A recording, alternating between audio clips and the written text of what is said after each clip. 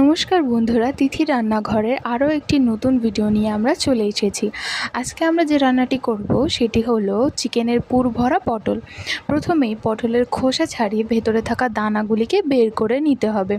পটলটি জল দিয়ে ভালো করে ধুয়ে নিয়ে অল্প নুন মাখিয়ে কিছুক্ষণ রেস্টে রেখে দিতে হবে।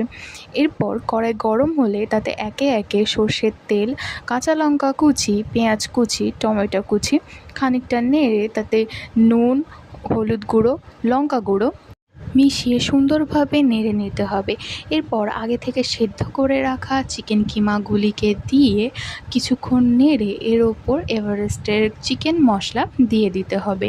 সেটিকে সুন্দরভাবে কষিয়ে নিয়ে অল্প জল দিয়ে ঢেকে ঢেকে সেদ্ধ করে নিতে হবে।